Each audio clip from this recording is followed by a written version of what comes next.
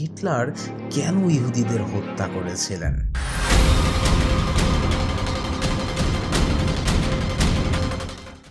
এই চুক্তি কারা করলো, কাদের লাভ হলো? হিটলার তাদের সামনে দাঁড়িয়ে আহ্বান করলেন,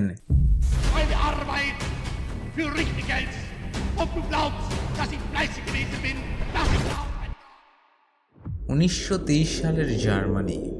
সকালবেলা হঠাৎ আপনি একটি কফি শপে ঢুকলেন। কাউন্টারে দাঁড়িয়ে থাকা ক্যাশিয়ার কফির দাম বলল 5 বিলিয়ন। এক কাপ কফির মূল্য 5 বিলিয়ন। সেই সময় মানুষ বাজারে যেত টাকার বস্তা নিয়ে আর ফিরত খালি হাতে। রাস্তায় হাঁটলে দেখা যেত টাকার নোট মাটিতে পড়ে আছে, বাচ্চারা ফুটবল বানিয়ে খেলছে, পুরো জাতির মেরুদণ্ড ভেঙে পড়েছে। কারখানা বন্ধ, চাকরি নেই, মুদ্রার দাম নেই, জীবনের কোনো নিশ্চয়তা নেই। এই ধ্বংসের কেন্দ্রে দাঁড়িয়েছিল একটি বিশ্বাস, একটি অভিযোগ, একটি শত্রু। হিটলারের বিশ্বাস ছিল এই পতনের পেছনে রয়েছে একটি বিশেষ গোষ্ঠী। জার্মানির মাত্র 1% মানুষের হাতে ছিল দেশের 80% ব্যাংকের নিয়ন্ত্রণ। হিটলারের চোখে তারা ছিল সেই অদৃশ্য ব্যক্তি যারা যুদ্ধের পর ভার্সাই চুক্তির আড়ালে পুরো জাতিকে দাস বানিয়েছে। এই বিশ্বাস শুধু ঘৃণার নয়, এটি ক্ষমতা, অর্থ, উপনিবেশবাদ, পুঁজিবাদ আর প্রতিশোধের ইতিহাস। আজ আমরা দেখব সেই অন্ধকার পথের প্রেক্ষাপট। 19 শতকের দিকে ইউরোপে উপনিবেশবাদ নিয়ে প্রতিযোগিতা চলত। ব্রিটিশরা সাধারণ মানুষদের অত্যাচার করে দখল করে নেয় ভারত, আফ্রিকার কিছু অংশ, কানাডা, অস্ট্রেলিয়া আর নিউজিল্যান্ড। ফরাসিরা দখল করে আফ্রিকা, লাওস, ভিয়েতনাম আর কম্বোডিয়া। অন্যদিকে জার্মানদের উপনিবেশ ছিল আফ্রিকার নামিবিয়া, তানজানিয়া, ক্যামেরুন, এছাড়াও প্রশান্ত মহাসাগরের কিছু দ্বীপপুঞ্জ। কিন্তু হঠাৎ শুরু হলো প্রথম বিশ্বযুদ্ধ। এরপর জার্মানির পরাজয়, তারপর সেই ভয়ঙ্কর দলিল ভার্সাই চুক্তি। সেই চুক্তি অনুযায়ী জার্মানি তাদের সব উপনিবেশ হারিয়ে ফেলে। কেবল উপনিবেশ নয়, জার্মানদের জাতীয় মর্যাদা, সেনাবাহিনী, শিল্প উৎপাদন, অর্থনীতি সব কিছু ধ্বংস করে দেওয়া হয়। এছাড়াও 132 বিলিয়ন গোল্ডমার্ক ক্ষতিপূরণ দিতে বাধ্য করা হয়। এই চুক্তি কারা করলো, কাদের লাভ হলো? হিটলারের বক্তব্য ছিল একেবারেই পরিষ্কার।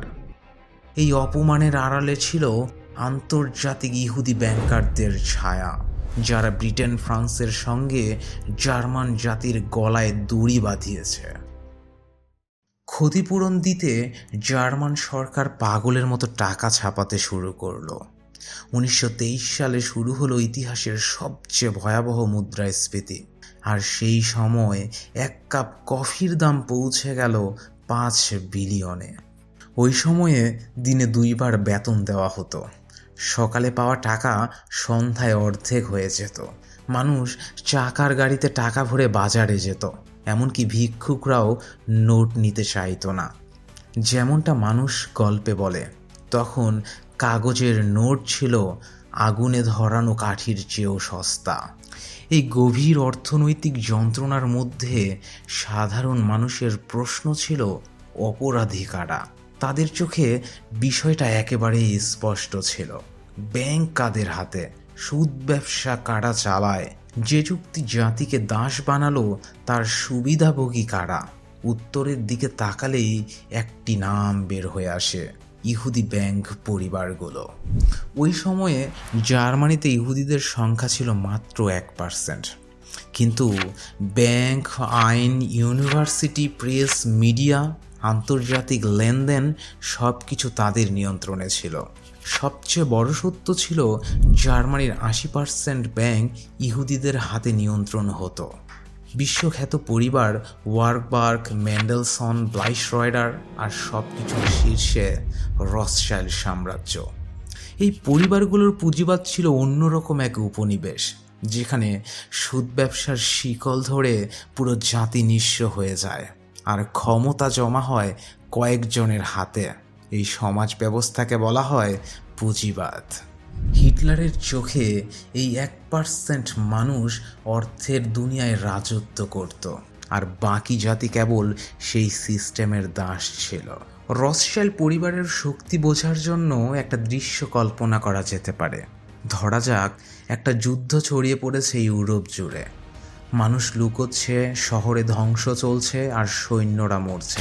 আর এদিকে ইংল্যান্ডের লন্ডনে বসে রথশাইল্ড সাহেব যুদ্ধরত দুই পক্ষকেই ঋণ দিচ্ছে। আবার ফ্রান্সের প্যারিসে তারা সুদের হার নিয়ন্ত্রণ করছে। জার্মানির ফ্রাঙ্কফুর্টে তারা হিসেব করছে যুদ্ধ শেষে কোথায় বিনিয়োগ করবে। রথশাইল্ড নামটি শুধু একটি পরিবার নয়, এটি ছিল এমন একটি সাম্রাজ্য যারা ব্যবসার নামে সুদ দিয়ে অর্থনীতি শোষণ করত। এই পরিবার ভার্সাই চুক্তির সময় অর্থনীতি ও রাজনীতিকে একসাথে নিয়ন্ত্রণ করেছিল। হিটলারের কাছে রথশাইল্ড মানে ছিল অর্থনৈতিক উপনিবেশবাদ, যেখানে এক ইহুদি পরিবার গোটা জাতিকে শোষণ করছিল। জার্মানদের ঘরে আগুন, পকেটে শূন্যতা, কিন্তু এই পরিবারগুলোর ঘরে স্বর্ণ অলংকার আর সুদের হিসাব। তাই হিটলারের বক্তব্য ছিল একেবারে স্পষ্ট। তিনি বলেছিলেন, এই পরিবারদের ধ্বংস না করলে জার্মানির স্বাধীনতা আসবে না। যে ব্যক্তি অর্থনীতির নিয়ন্ত্রণ করে সে জাতিকে নিয়ন্ত্রণ করে। এই ধারণা অবশ্য আজকের নয়। মার্কিন রাষ্ট্রপতি গারফিল্ড একবার বলেছিলেন, whoever controls the volume of money is the master of all industry and commerce. হিটলারের চোখে এই মানি নিয়ন্ত্রণ ছিল ইহুদিদের হাতে। 1930-এর দশকে জার্মানরা বুঝল প্রথম বিশ্বযুদ্ধ তাদের ঋণ, সুদ আর চুক্তির দাস বানিয়েছে। হিটলার তাদের সামনে দাঁড়িয়ে আহ্বান করলেন, এই শিকল যদি না ছিঁড়ে ফেলো, জার্মানি আর কোনোদিনই মুক্ত হবে না। হিটলার যে ইহুদি বিরোধী ছিলেন এটা কোনো ধর্মের কারণে নয়। ইহুদিদের বিরুদ্ধে ছিলেন কারণ তারা ছিল পুঁজিবাদের রূপকার, যুদ্ধের ব্যবসায়ী, জার্মান জাতির পশ্চাৎগামী অবস্থার সুবিধাভোগী। তিনি একবার বলেছিলেন, আমি ইহুদিদের বিরুদ্ধে লড়ছি না কারণ তারা ইহুদি, আমি যুদ্ধ করছি কারণ তারা অনেক জাতিকে ধ্বংস করেছে। হিটলারের দর্শনের ভিত্তি ছিল একেবারে স্পষ্ট। তিনি দেখেছিলেন ইহুদিরা শুধু অর্থনীতির নয়, গোটা সভ্যতার নিয়ন্ত্রণ নিতে চায়, যা আজ বর্তমান বিশ্বে পানির মতো স্বচ্ছ। তিনি বিশ্বাস করতেন ইহুদি অর্থনীতির শক্তিকে ধ্বংস না করলে জার্মানি কেবল অর্থনৈতিক দাস হিসাবেই বেঁচে থাকবে। এই ইতিহাস থেকেই শুরু হয় ইহুদি হত্যা। এটা কোনো ধর্মীয় বিষয় ছিল না, এটা ছিল রাজনৈতিক ও অর্থনৈতিক বাস্তবতা। জার্মানি অর্থনৈতিকভাবে স্বাধীন হোক এমনটাই চাইতেন হিটলার। কিন্তু প্রশ্ন হলো, হিটলার কি সত্যিই দেশের অর্থনীতির কথা বিবেচনা করে সাধারণ মানুষদের নেতা ছিলেন? হিটলার মুখে বারবার বলতেন তিনি পুঁজিবাদ ধ্বংস করতে চান, নিজেকে সাধারণ মানুষের বন্ধু হিসেবে তুলে ধরতেন। ভার্সাই চুক্তিকে বলতেন অভিশাপ।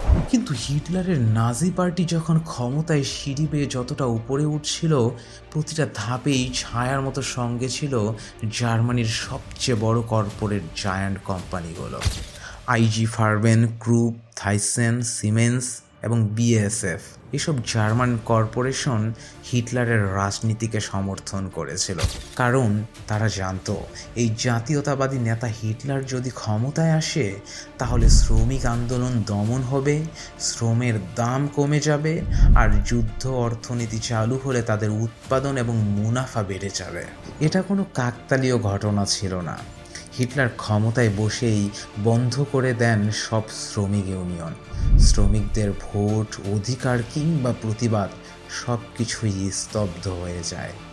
তারপর তিনি তৈরি করেন জার্মান লেবার ফ্রন্ট, একটি রাষ্ট্র নিয়ন্ত্রিত সংগঠন যেখানে শ্রমিকদের কথা বলার সুযোগ ছিল না, ছিল শুধু কাজ, বাধ্যতা আর রাষ্ট্রের নির্দেশ মেনে চলা। হিটলার শ্রম দিবস উদযাপন করতেন ঠিকই, কিন্তু শ্রমিকদের বাস্তবতা ছিল ভিন্ন রকম। তারা ছিল রাষ্ট্র নিয়ন্ত্রিত যন্ত্র, জার্মান উৎপাদনের ঘূর্ণিযন্ত্রে আটকে থাকা মানব মেশিন। এরপর দ্বিতীয় বিশ্বযুদ্ধ শুরু হতেই কর্পোরেট জগৎ তাদের আসল রূপ দেখানো শুরু করে। আইজি ফারবেন তৈরি করে জেক্লায়ন বি গ্যাস, যা ব্যবহৃত হয়েছিল গণহত্যার চেম্বারগুলোতে। ক্রুগ আর থাইসেনের মতো কোম্পানিগুলো জোরপূর্বক শ্রমিক দিয়ে অস্ত্র বানাতো। হাজার হাজার বন্দি শ্রমিকের ঘাম, কষ্ট আর মৃত্যু সবই তাদের মুনাফার অংশ হয়ে গেল। কোম্পানিগুলো যখন মিলিয়ন মিলিয়ন লাভ করছিল, তখন হিটলারও তাদের জন্য তৈরি করলো নতুন বাজার, এমন একটি মুক্ত বাজার যেখানে যুদ্ধই ছিল পণ্যের চাহিদা আর ধ্বংসই ছিল ব্যবসার সুযোগ। এভাবেই কর্পোরেট শক্তি আর হিটলারের রাজনীতি একসঙ্গে তৈরি করেছিল এক মরণ জোট, যেখানে লাভের হিসেব ছিল সবচেয়ে বড় সত্য আর মানব জীবন ছিল সবচেয়ে ছোট মূল্যের। এই জায়গাতেই প্রশ্ন আসে, একজন নেতা যদি পুঁজিবাদ ধ্বংস করতে চান, তাহলে কেন তিনি পুঁজিবাদীদেরই সুযোগ করে দিলেন?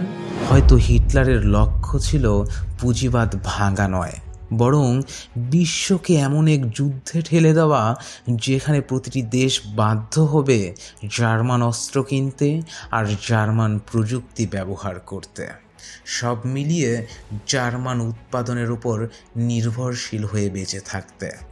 তখন যুদ্ধ আর যুদ্ধ থাকে না, পরিণত হয় এক নতুন উপনিবেশবাদ পদ্ধতিতে, যেখানে জমি দখল নয়, দখল করা হয় অর্থনীতি, সম্পদ আর উৎপাদনের স্রোতধারা। শেষ পর্যন্ত প্রশ্নটি একই জায়গায় ফিরে আসে, হিটলার কেন ইহুদিদের হত্যা করেছিলেন? এর উত্তর ধর্মীয় কোনো বিদ্বেষ নয়, এর গভীরে লুকিয়েছিল অর্থনৈতিক অবিচার, ভার্সাই চুক্তির সেই অপমান, ব্যাংকিং ব্যবস্থার শোষণ আর সেই 1% গোষ্ঠীর হাতে গোটা জাতির নিয়ন্ত্রণ কেন্দ্রীভূত হওয়ার নির্মম বাস্তবতা। ইতিহাস আমাদের শেখায়, কখনো কখনো একটি জাতির প্রতিশোধ জন্ম নেয় তার ধ্বংসস্তূপ থেকে। হিটলারের প্রতিশোধও ছিল এমনই, একটি জাতিকে মুক্ত করতে যারা চেয়েছিল নিজেদের পায়ে দাঁড়াতে।